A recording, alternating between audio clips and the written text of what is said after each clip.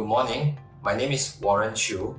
I'm the founder of Falcon Mobility, Singapore's leading distributor of motorized wheelchairs and mobility scooters for the elderly and the disabled.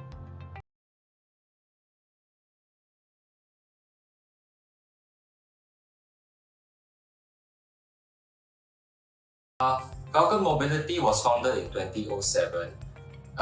It was started to solve a very prevalent problem in Singapore. If you notice, many of our elderly people, they are being taken care of by domestic helpers or their family members, which could be a child or another elderly spouse.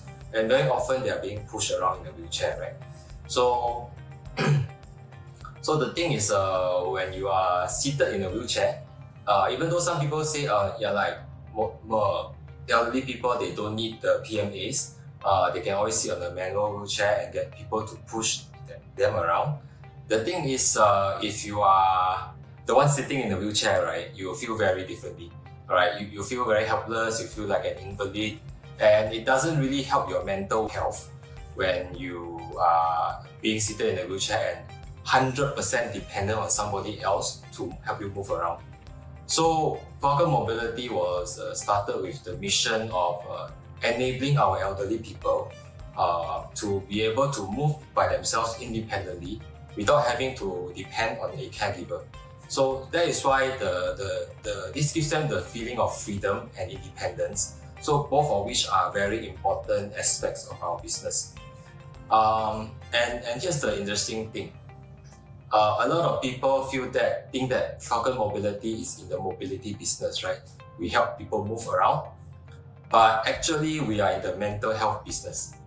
Why I say that is because, if you remember when, if you really deal with children when they're babies, right? Why is it that they cry so much? There are two things that they cannot do on their own. One is that they cannot communicate. So when they want something, hey, I poo-poo, I need some milk, I want some water, the only thing they can do is to cry, alright? And the second thing that why they cry is sometimes they want to get around but they can't. I want to get there, play that toy, or I just want to flip around and I can't.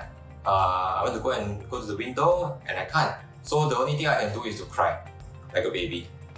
And if you notice, when the elderly people, when they have a stroke, they move their mobility, they lose their ability to communicate, they also start behaving a little bit more like children. Much more emotional, gets frustrated and angry a lot more often. So with the loss of the ability to communicate and the loss of the ability to be mobile, it brings to them a state of mind where they become stressed and it affects their mental health, which will in turn affect their physical health. So that is why, even though Falcon Mobility, we don't do speech devices, not yet anyway, we don't do speech devices, so we can't help the loss of ability to communicate. But we do help with the ability to, we do help those who have lost the ability to be mobile, to regain their freedom of mobility. So that is why you look at our slogan, right? Freedom on wheels.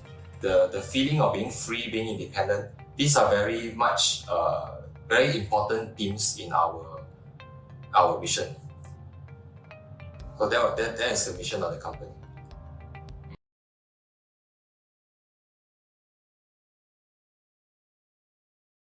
My childhood, I am the youngest of 3 children, 2 elder sisters, and then I'm the youngest of the family.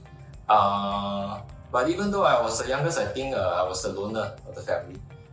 So 2 sisters, their age gap is a little bit closer and they're both the same gender, so they play together. I was the lonely guy, playing by myself. But I never really felt lonely. In fact, I think I felt quite happy when I was playing by myself. So my favorite toy back then, right, was Lego. The Lego back then, 40 over years ago, is a different thing from what you see now in the commercialized one. The Lego that you buy from the toy shop now, they already designed the thing for you. You just follow the plan, the blueprint, and then build accordingly. Alright. there is not much, there's no vision involved. You just basically execute based on whatever you see. But Lego back then was different. There was no plan.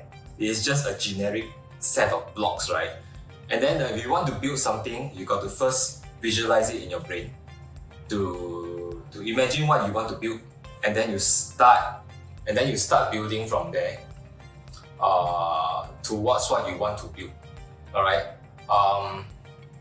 And then as along the way you find it, okay, I don't have enough of these type of blocks, and you start to learn how to improvise. So Lego to me was a very interesting thing. Yeah, so I think that was that. And then I grew up and became a teenager, went to work, and eventually started this business.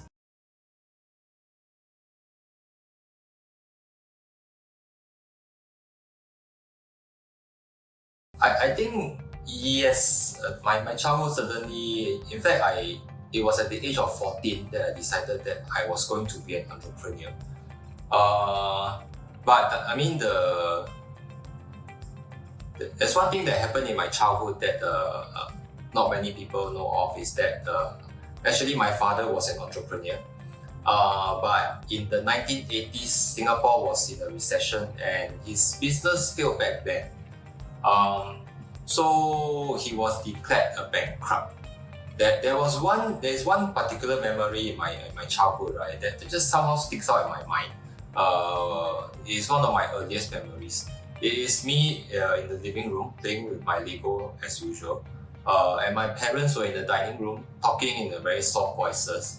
And that was the first memory I had of my mother crying. The very first time I see my mother cry. The second time in my life that I saw my mother cry was when my father passed away. So in between, I've never seen my mother cry because she's a very strong woman. Never. But there was one moment when I was really young and she was crying. Years later, as I understood a little bit more about my father's experience as a businessman, I realized that must have been the moment when my mother learned that we had lost the house. So what happened was that my father had a lot of debts, and it was a B2B business, so he gave out a lot of credit terms, and he was a really nice guy. Didn't really like to chase money, so the accounts receivables built up to a pretty significant amount. And then when the recession hit, that was when things started to unravel, because his customers they were already slow in payments, right? And then they became even slower. And some of them, actually the business completely closed down and they couldn't afford to pay back, right? So, but on the other hand, my father, he still had rent, he still had salaries, he still had suppliers, he needed to pay them.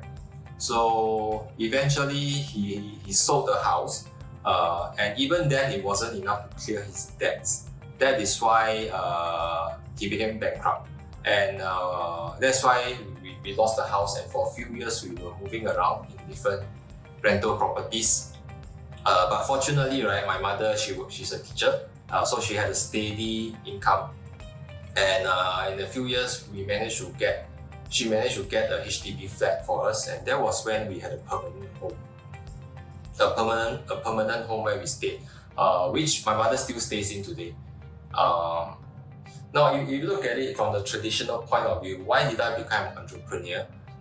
Traditional psychologists may see it as me trying to succeed where my father failed, right? To succeed in a dream where he had failed. But I don't think that is the case. But for me, it was something very different. It was really, I would say it was around 12, when I was about 12 years old. And it was right after the PSLE exams. And there was a party at my friend's house, and this was the very first time I was exposed to this thing called computer games.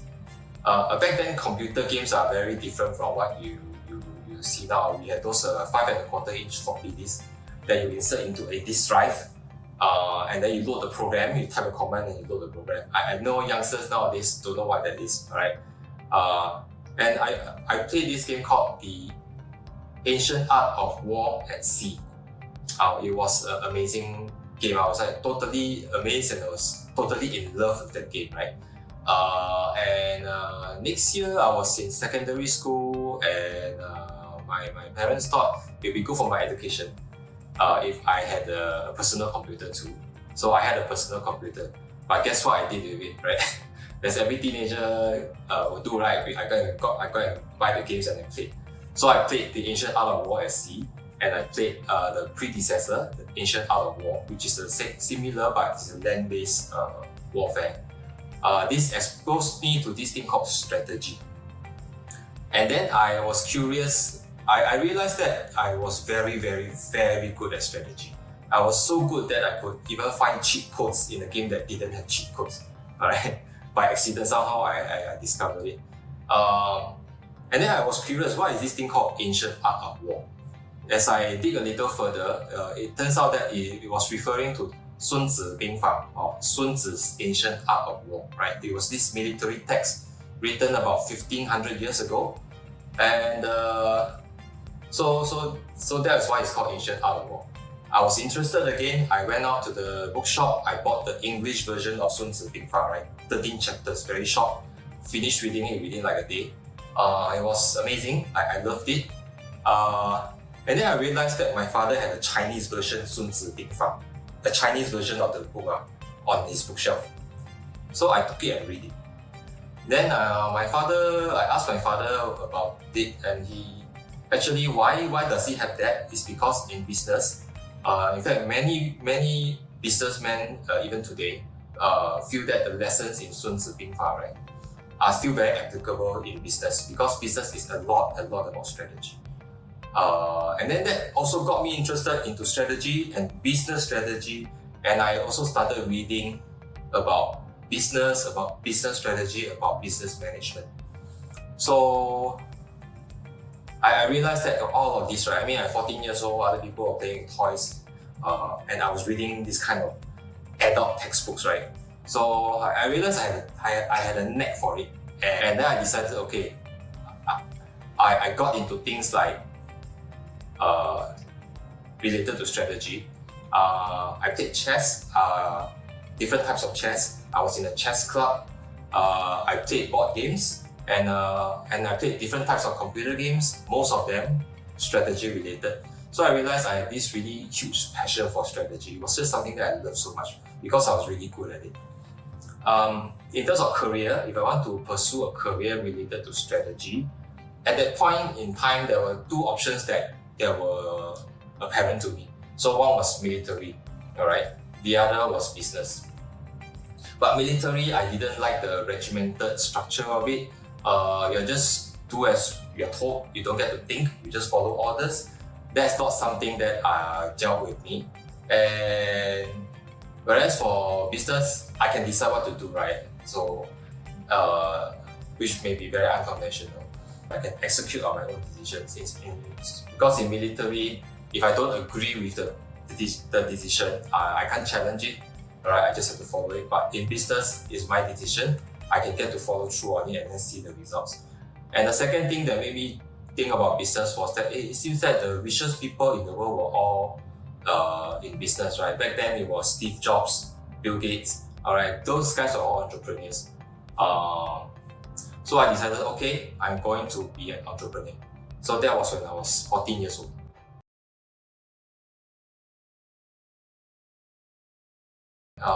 The bankruptcy, I guess, how it affected me, it didn't really make me want to become a businessman, but it taught me two very important lessons. And this was the most important lesson that my father imparted to me. He told me these three words: cash flow is king. So cash flow is king because the whole reason why his business failed wasn't because of the lack of profit. On paper, it was profitable, but it's just that he didn't have the cash, right? He had a lot of assets sitting in the form of accounts receivables, but there was no cash.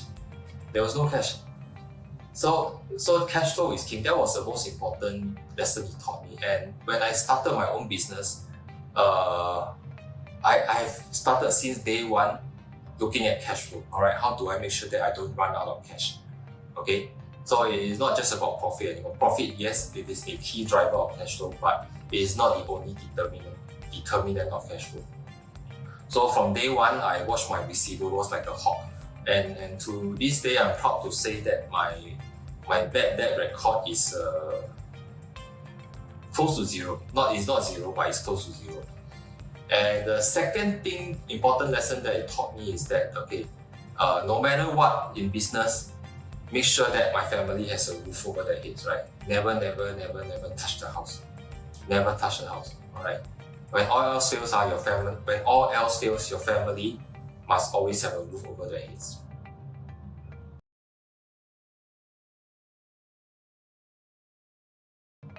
Falcon Mobility as a business model, it wasn't my first business, but it is it's another interesting story. It also started around the time when I was 14, 15, when I was in secondary school. So one day our teacher, we had a classmate in our class. He is physically handicapped, so he can walk but with the help of 2 crutches, which is fine when everything is on the same floor. But then in secondary school, we had to move around different classes, right? We had to go to the science lab, to the lecture theatre, and we had different classes for the second language, our mother tongue. So he had to get between floors. And back then in Singapore, the schools had no lift, no elevators. So my teacher asked for 2 volunteers to help him up and down. And then I don't know, I didn't really think, I just wanted to help, and I just raised my hand. And from that day, right, I was like always one of the 2 volunteers, alright, except mother tongue, because we went for different classes. But most of the other lessons, I was one of the 2 people helping him up and down the stairs. So through that process, we became very good friends. And it turns out we shared similar interests, so we all love to play chess, we all love board games, we all love strategy, and we all love karaoke and mahjong. So we became really good friends, and we're still. And then fast forward maybe 13, 14, 15 years, he had graduated from crutches to motorized wheelchairs. And then one day he approached me and he told me about this thing where his experience as a customer for buying motorized wheelchairs is really bad. So you had to pay the first problem is that the only thing you get to see is not the chair itself. You have to choose from a catalogue. And then once you make a decision, you pay like $5,000, $6,000 as a deposit.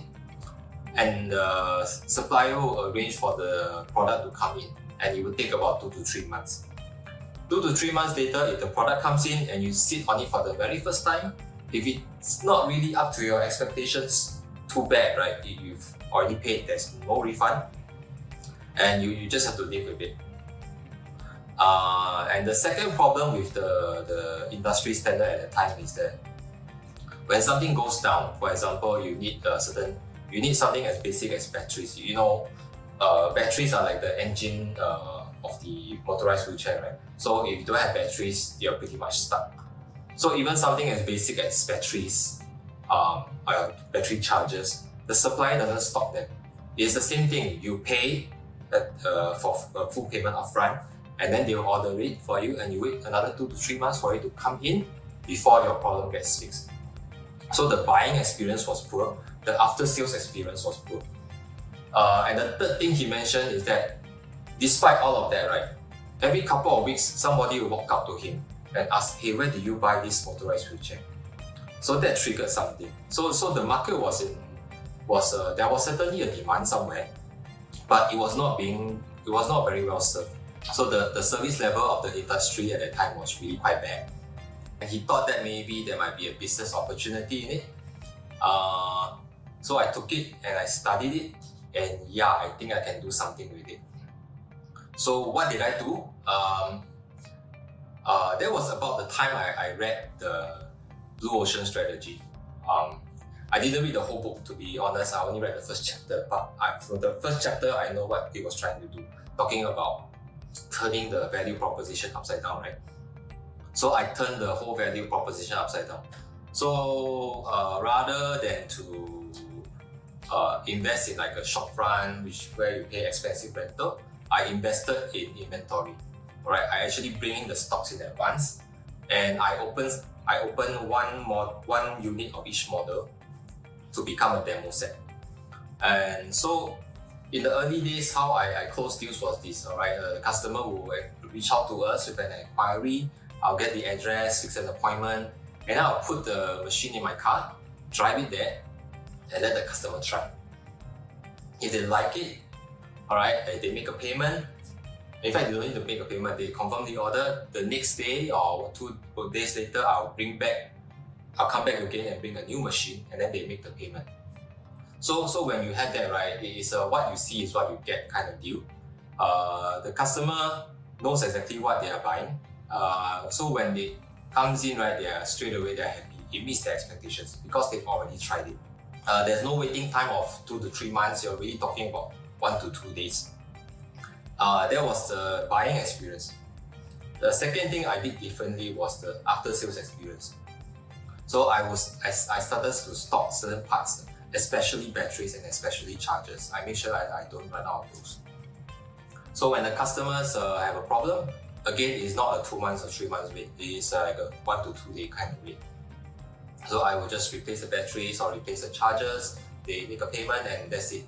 Alright, the downtime is dramatically reduced.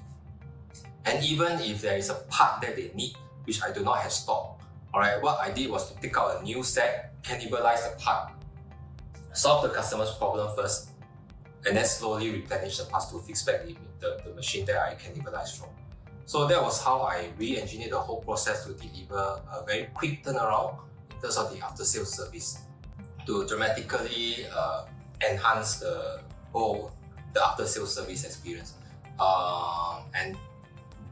And in 2007, I decided to start Falcon Mobility, and this is where the rest is history, as we say.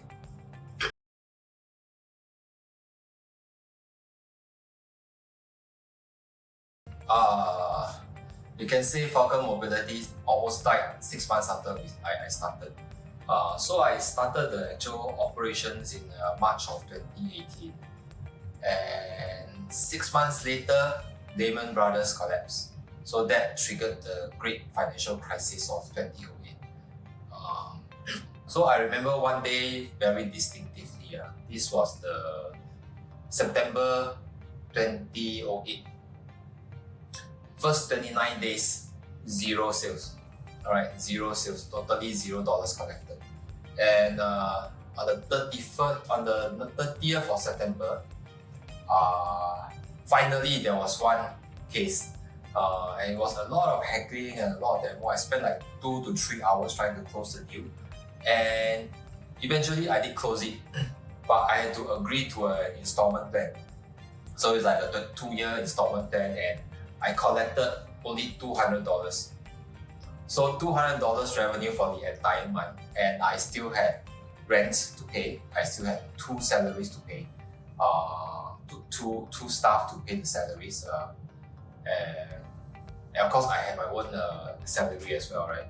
So that was like really the lowest point ever in our history. So on that day, I remember I made a vow to myself, right? I'll never sink so low again, never again. And I'm happy to say, luckily, it has never gone so low. So that was one of the lowest points in our history. Of course, along the way, there were many other challenges. I had a dealer, my biggest client, actually went behind my back and then started buying from my supplier directly. Alright, that almost killed my business. Many other things, many other crises, including the most recent COVID-19 crisis, which surprisingly, even though it was the biggest crisis we ever faced, it was like a 65% drop in sales during the circuit breaker or the lockdown period in Singapore. 65% drop in sales. but it was also the one I was most confident of surviving, because I had survived so many other crises before when I had less resources. So even though COVID-19 was a bigger crisis, I actually had more resources at my disposal to handle them. So that was quite okay.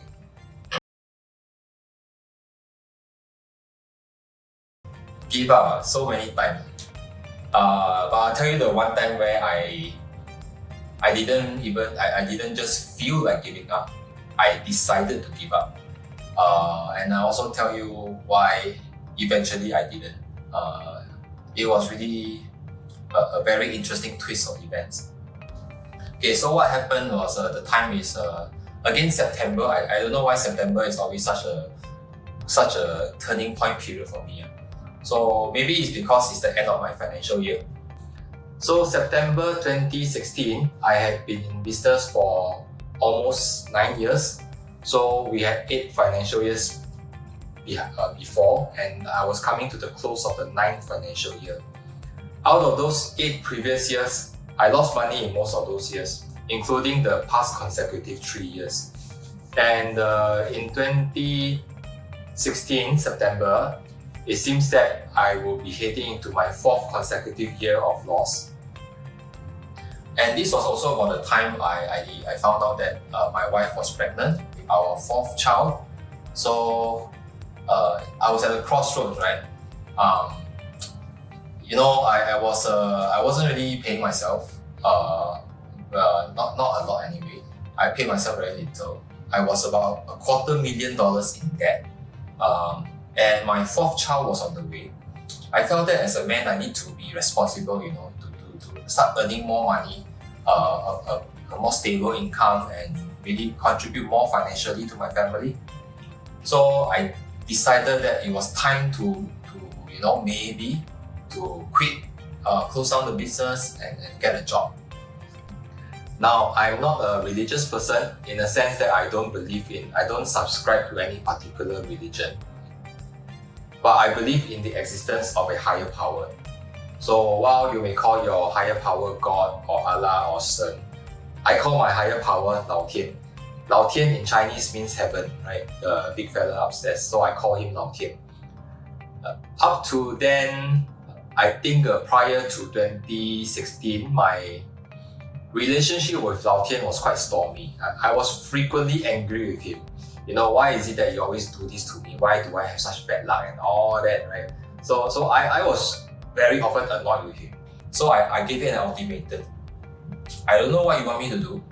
If you want me to continue, then by September 2016, let me at least break even or turn a small profit, right? Then I'll know you want me to continue. If there's no profit, means maybe you want me to quit. Okay, then I quit. Alright? So that was the ultimatum I gave Lao Tian. Profit by September 2016 or I quit.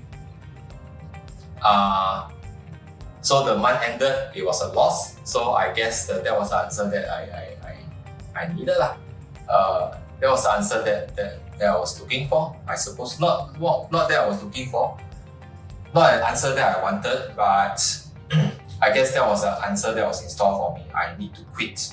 So from October onwards, I went about the unpleasant task of trying to wind up the business. I had 2 plans. Plan A was to sell the business for whatever price that I can salvage, and Plan B was to liquidate the business, wind it up, and maybe even declare bankruptcy. So Plan A, I went as far as talking to competitors to see whether they would be willing to buy my business for a fraction of the price, So that was what I started doing. But even then, I had decided to close the business, right?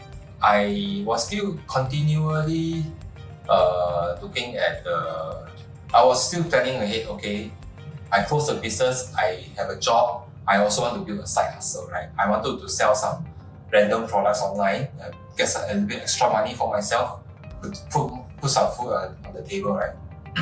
So I started sourcing on Taobao to find products to sell in Singapore, to sell online. And then by chance, I wasn't looking looking for wheelchairs or medical related products or mobility scooters. Totally other kinds of consumer products. And then by chance, I saw this 14 kilo electric wheelchair being sold at a pretty good price. Then I see, wow, this kind of weight, this kind of price, I know in Singapore I can sell and I can make a profit. So it wasn't easy to find the supply. I mean, I could have bought it from Taobao and resell it, but I thought, why don't I just go direct to the factory? So I did a lot of searching around. It wasn't even listed on Alibaba who this manufacturer was, but eventually I found a directory listing. I found a phone number in China, and I picked up the phone and I called, and I asked to speak to the 外销部. 外销部 in Chinese means export department. And I connected to the sales manager. And straight away I ordered 5 units without even first seeing a sample. Because I knew that the product had potential. So I ordered 5 units. And then I went back, I told my wife about it, right? And she was curious. Hey, you've already decided to quit the business. Why are you still working so hard? Why are you still trying so hard? Then I told her my rationale. At that point in time, I had no hope of saving the company already. I had already given up. But my rationale was this. If this product helps me make another, say, $10,000 a month, right? Or $5,000 a month, that means to say if plan A happens, I can sell it for an extra maybe $30,000, $40,000. Alright? Plan A is to sell the business to another competitor. If plan B happens, it just means that I will lose like maybe a few $1,000s less money. Alright? I'll be in debt for a little bit less. So either way, this thing this thing will help, right? In whichever exit situation. So there was no excuse to be lazy. No excuse to be lazy. And as it turned out that one single product became a blockbuster. So I was spot on about the demand. And that one product turned the whole business around. And by April 2017, which was when my daughter was born, the business started turning a profit. So maybe, I don't know, if you are superstitious, you may think that my daughter my daughter brought me the luck. But actually, I think it's not she bring me the luck, it's that year was a lucky year for me. Alright, but anyway, when my daughter was born in 2017, the business started turning a profit, a consistent profit. And for the next few years, I was in profitable territory. So in 3 years, I made enough profit to cover back all the losses in the previous 9 years. So that was the huge turning point for me, and a huge turning point for Falcon Mobility in its history as a company.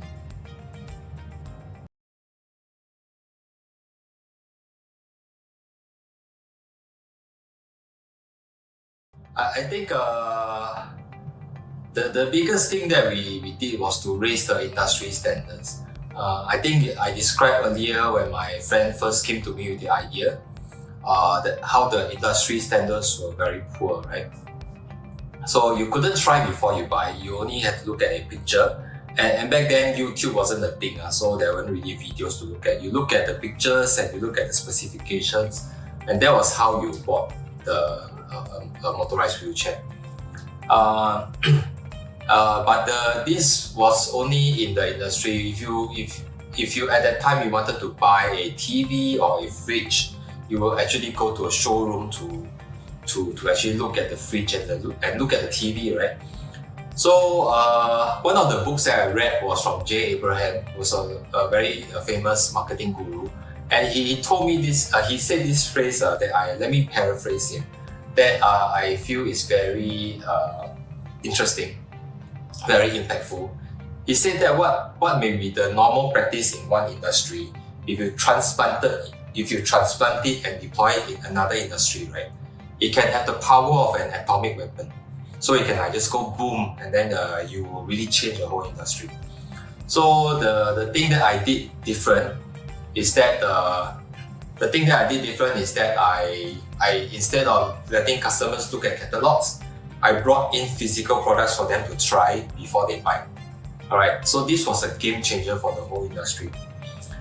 And because I did that, I very quickly captured about 2/3 of the market. Back then, it was a very much smaller market than it is today, of course, but it was 2/3 of the market. In a very few short months, I was like 2/3 market leader in the what today you would call the PMA category. So it really went off like an atomic bomb. And today, if you want to buy a PMA, you will actually try before you buy it. It has become the industry standard. Why? Because of what I did, the try before you buy catapulted Falcon into the market leader position. And so all the competitors, they were forced to play catch up, right? And then they started doing the same thing as I did. And now today, try before you buy is the industry standard. The second thing I did,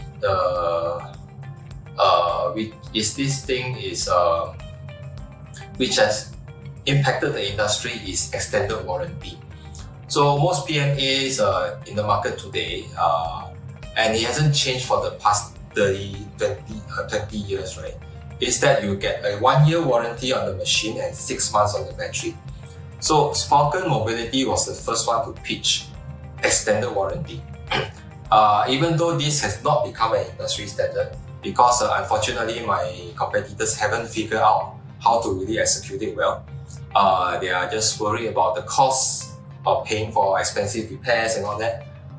So it is not an industry standard yet. But if you look at the terms in the Senior Mobility Fund, where we became an official vendor, that idea was actually adopted by them. And even though back then we were not a direct vendor, we were a supplier to our reseller, and they were a vendor. And that was the same reseller that actually went behind my back to buy products directly from the supplier, right? So, but I pitched the idea to them, and they pitched the idea to the government agency. And now today, 2-year warranty is the minimum required to be listed on the AIC, the SMF catalog. So that in a way has also transformed the industry in a permanent way.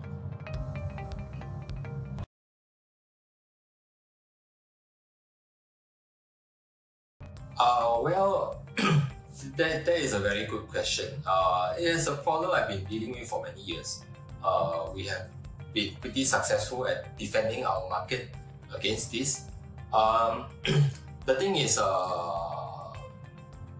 we are not actually a product company. We are a service company, right? What we are selling is not product. We are selling product bundle with a service. So what is the service that we provide that these Chinese online sellers or overseas online sellers, wherever they come from, that they do not provide? Try before you buy is an important thing. Even today, on Lazada or Shopee, we get messages from customers asking, hey, do you have a showroom? Do you have a showroom? Do you have a showroom? So the try before you buy is still an important aspect of service that we can offer, which the overseas online sellers cannot offer. The second thing that we do is that we provide local after-sales service.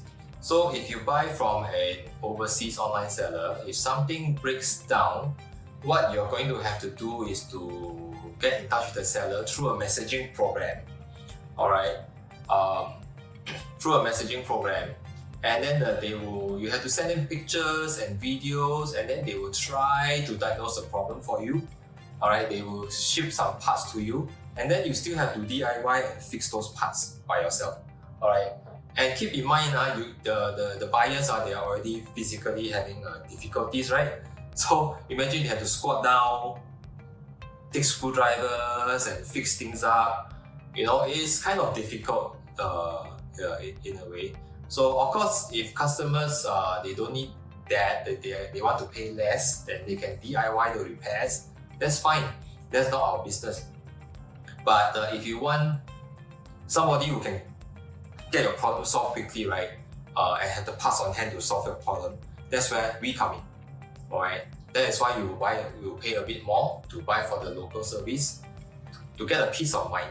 alright, that you can get from a local vendor, which you cannot get from an overseas online seller. And it is so easy for them to ghost you, right? I mean, if they stop messaging, stop replying to your messages, what can you do, right? Are you going to fly all the way back to wherever they are based, and you don't even know where they are based, all right? They could be based at some city, some house, somewhere in Guangdong, and you won't even know how to find him. Whereas local sellers like us, we have a physical shop, all right? You can come and visit our shop, all right? If we don't service, if we don't provide repair for what we sell, you can go online and rent the hours, it's nothing to stop you from doing that. So when you have a physical, a vendor with a physical presence in Singapore, we have a very vested interest to protect our reputation. That is the differentiator between us and online sellers.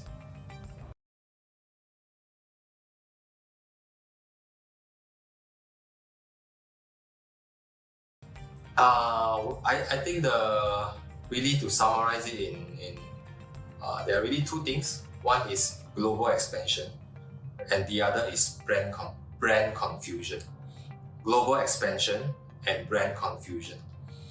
Now, Falcon, now this was 17, 18 years ago. I wasn't really that seasoned in business. So I just wanted to come up with a name that conveys freedom and independence. So for me, Falcon, the falcon, the bird, the eagle, right? It flies freely around, roaming the skies at will. So that sort of conveys the feelings of freedom and independence, which I mentioned in the beginning are the two most important feelings that I want my customers to have, right? The problem is, falcon is an animal. And it's also turns out to be a name used by many businesses and many models of cars. There's a car called the Ford Falcon. There's a motorized wheelchair called the Falcon electric wheelchair. There was also a mobility scooter called Falcon Mobility Scooter. Yet, neither of these products are sold by my company. So this creates this thing called brand confusion. If I were to stay in Singapore, not so much of an issue. But as we embark on our journey of globalization, right, this becomes an issue. Because the Falcon electric wheelchair that I mentioned is still being sold in Australia today. Alright, so if I go in with a Falcon brand, I'm going to have all these kind of issues. And it's not going to stop with Australia. If I go into the US, if I go into the UK, or anywhere else, I may potentially run into all these issues because Falcon is such a generic word, it's such a generic name. It is very easy for me to run into trademark issues. Alright. So in order to sidestep all of that, I decided, okay, it's going to be a little bit painful, but it's better that we take the pain now when the business is smaller, than we try and tackle the pain when the business is much bigger. So I decided that we need a new brand name. And this brand name cannot be a generic word. It cannot be a generic name that is likely to be used by a lot of different businesses and being used to name a lot of different products. So I decided to come up with a totally new name. And I decided on Elfigo.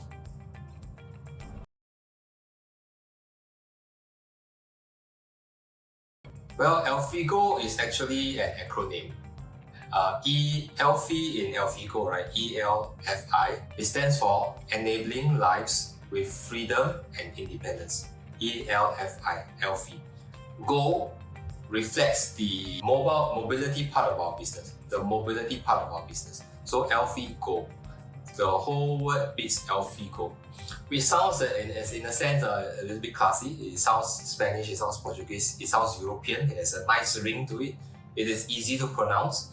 And also very importantly, as I did a trademark search, I think there were only 2 other trademarks that were using this word Elfigo, and they were fashion brands, nothing to do with vehicles, which is where I'm operating in.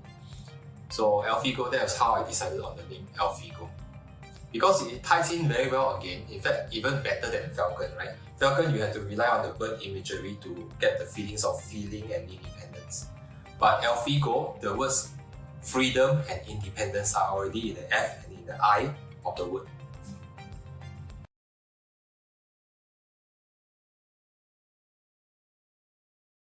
Wow, we have to talk in terms of the different markets. In Singapore, I think one of the things we will launch is to have a 24-hour emergency towing service. If you really understand the elderly well, right, one of the their biggest fears is getting stuck in the middle of nowhere with nobody to help them. Now, if during operating hours, if we have resources available, if they're stuck, they give us a call, we can go down to rescue them. Again, subject to whether availability of resources. But what happens if it's at night, or it's on a weekend, or it's a public holiday? So how can they haul this 40-50 kilo machine to somewhere, right? To either the house or to our service center. So how can they do that? So again, where Falcon has been coming from, I have mentioned that we are not a product only company. We are a product company bundled with a service. So the service part is important to us. How do we differentiate ourselves from the online overseas sellers, and how do we differentiate ourselves from the other local retailers, right? So 24-hour emergency towing is where I plan to have this number that they can call if they are stuck somewhere and we are not open for business, also that they can get rescued. Alright, and then the following working day, when our business opens, that machine can be brought back to our service center for a repair. So that's in terms of Singapore. In terms of Australia, as I mentioned earlier, is really expansion to the whole of Australia. Currently, we only cover 3 states, so I want to cover all the 5 major states, excluding Northern Territory, which is a little bit too sparse. The market is too small.